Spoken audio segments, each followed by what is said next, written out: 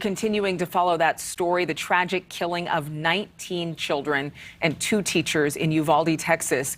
And new this morning, the bombshell accusations that police waited too long to respond to stop the killing. We're going to have more on that in just a moment. But first, as a memorial grows for the victims, the director of public safety says the gunman was inside Robb Elementary for nearly an hour.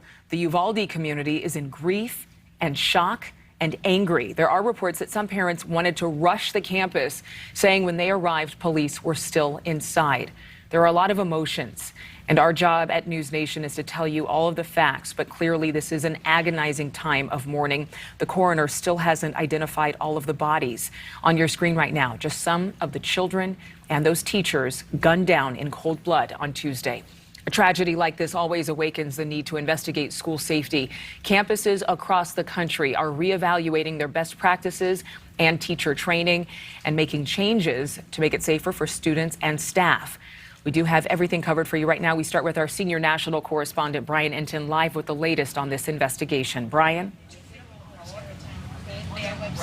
Adrienne, this morning, there is now a focus on the law enforcement response, specifically the officers who got to the scene immediately. Did they go into the school fast enough? I have learned this morning that a school police officer will be interviewed today or very, very soon. They are trying to find out whether that officer was inside the school, whether that officer was inside a car, or just in the vicinity of the area when the massacre started.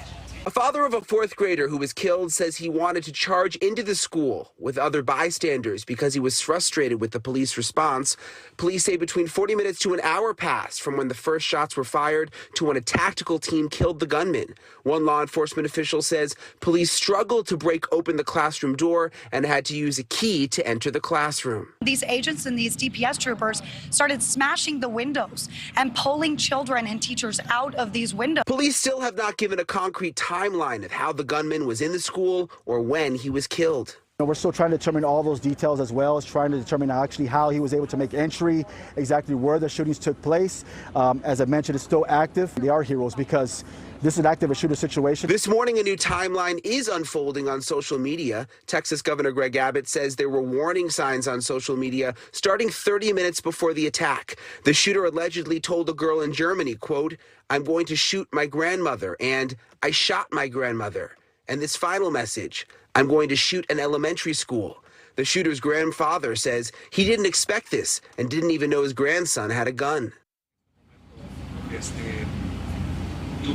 I want to show you, Adrienne, outside Robb Elementary School this morning. There are now 21 crosses that have been placed outside the school, of course, to represent the 19 4th graders who were brutally murdered inside the building and their 2 teachers. All of them, we have learned, were inside just one classroom. Also new this morning, Adrienne, we have learned a little more about the timeline. We know that the shooter first shot his grandmother in the face.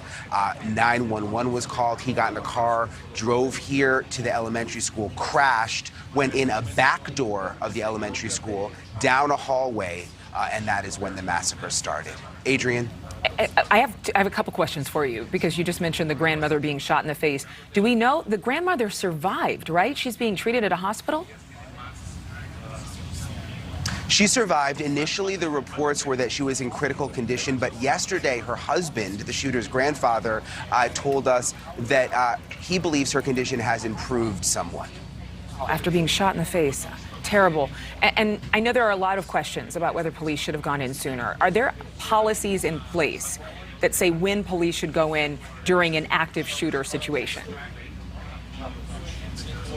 Yeah, and I want to emphasize, you know, this is all still so fresh. The investigation is just starting, but the policies nationwide when it comes to active shooters are clear. They changed after Columbine. Officers are told to immediately go in and engage an active shooter immediately, to not wait any time, not wait at all, to not stage outside the school, to go in immediately. So it is certainly going to be very interesting when they nail down this timeline and we find out how long it took for the officers here to go inside the building. Obviously, there are a lot of people who just want to have some sense of closure, but very difficult to do in a situation like this. Brian, thank you so much.